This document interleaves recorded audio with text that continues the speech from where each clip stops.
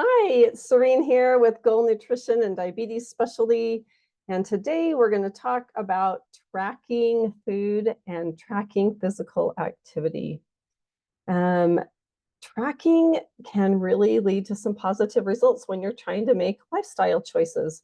And we're going to talk about that today. We're going to talk about how to track, what things to track, and how it might work for you. Because that's the important part, right? Is it's got to work for you. And some people love to track. They track their food or they track their physical activity. They've been doing it for years. They're going to continue to do it. Other people, they dread it, they avoid it because it's such a chore. So hopefully we can come up with some things today that will make it so that you can realize the benefits of tracking and how it could fit into your lifestyle, and realizing that you don't have to maybe track every single day for the rest of your life, but when and how to track and how it works for you. So we're going to cover all that. We're going to start off with talking about tracking food.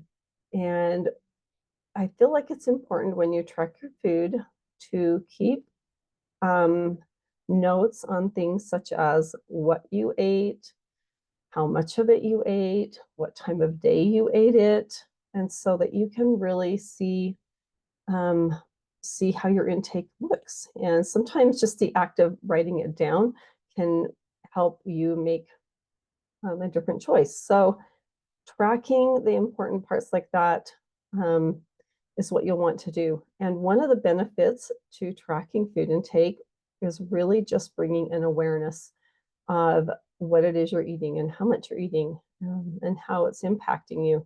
So that awareness is a really important piece. It also provides some accountability. So you can be accountable to yourself, or you can share your food log with someone else and be accountable to them. Or maybe you're going to have a buddy that's tracking with you and you can share with each other. But it provides a lot of accountability when you're writing things down, right? And then it also helps you be aware of the portions you're eating. Sometimes we don't realize what we're actually putting on our plate or what we're actually eating until we write it down. Or maybe you're snacking out of a bag or a box, and it will make you count how much you're eating or measure how much you're eating.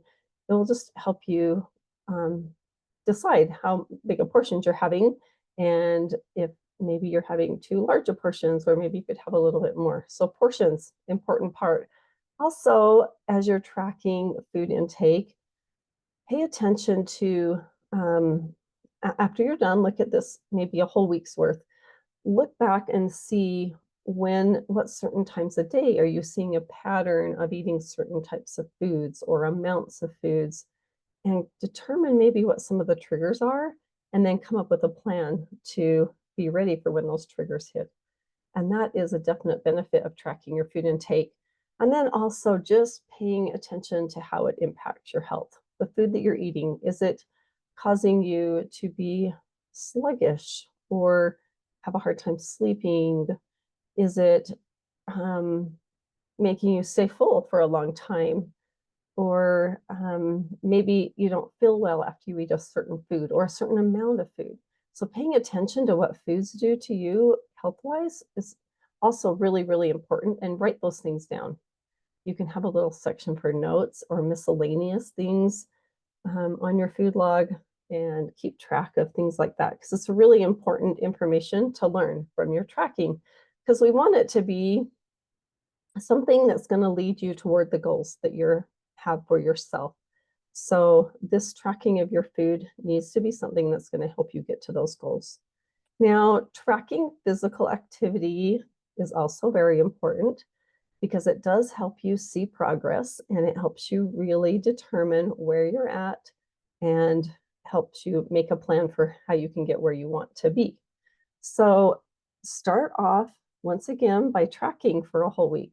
Write down the time of day you're active, what activity you're doing, the length of time, the distance, the intensity, things like that, so that you can really see where you're at. With physical activity, it's really, really important to just start where you're at. So don't feel like you have to overdo it just because you're writing it down. You're writing it down so you can see where you're at, and then you can figure out how to move forward. So start where you're at, take little steps to work your way up, but writing it down will help you see really where you are, and it will help you see progress. It's great to look back and see how far you've come when you're tracking your physical activity. We want you to use tracking as a tool. It's not a task. It's not something you're supposed to dread doing. You're supposed to use it as a tool so that you can identify areas in your lifestyle that you can make some changes or some adjustments, maybe areas where you can increase just a little bit. And so sometimes if we think about it as more of a tool than a task, it will help us be more motivated to be consistent with some tracking. And like I said, I would start out with one whole week of tracking, and then you can kind of decide from there where you want to go with your tracking. It's got to help you accomplish what you're trying to do. So if it doesn't fit into your schedule to track all the time, it's difficult, it's stressful, then maybe you're going to want to, after that full week, pick some certain days that you track or certain times that you track. But don't let it intimidate you. So some ideas for tracking. First of all, as you're deciding how you want to track, make sure whatever you're doing is easily accessible. So if you know that you're not home much during the day, your computer at home may not be the best place to track your food or your physical activity. Maybe you like things written down. You want to open a book and look at it. Or some people like to just take their planner that they already have and they write in it each day their food intake, and they have a place to log their activity, and it's just all right there together where they can find it. You can create a spreadsheet. You can find a template online where you can fill it in, or maybe you're like to use an app. They have all kinds of apps you can put on your phone, on your computer, and you can track. And a lot of those apps have things like you can look up certain foods and they tell you calorie content and macronutrient distribution. So there's things like that in apps that you can get that are a real benefit, but find what works for you. It's not the same for everybody. If you do have a tracking buddy, you may both choose different ways to track. The important part is that you're doing it and do what works for you. How often, we've kind of talked a little bit about how often you should track. After you've done that first full week where you can get a good baseline, there's other important times to track food and or physical activity. One of those times would be when you've kind of hit a little bit of a plateau, or you've had some changes, or you want to increase, maybe you want to increase your physical activity, or you want to add in some strength training because you feel like you've kind of pushed yourself as far as you can with cardio. Well, track that for a few days, see where you're at, and then write down some ideas of areas where you can increase physical activity. Now, maybe you're trying to lose weight, and so you're tracking food. Maybe you hit kind of a point where you don't know for sure what type of goal to set next. And so if you track your food for a few days, identify some areas where maybe you can make some changes, and that gives you a really good start again to making those changes.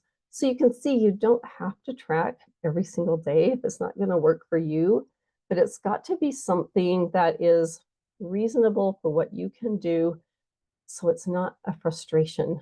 It's got to be something that can fit in to what you're already doing, and so that it can make a positive impact on the goals that you're trying to accomplish.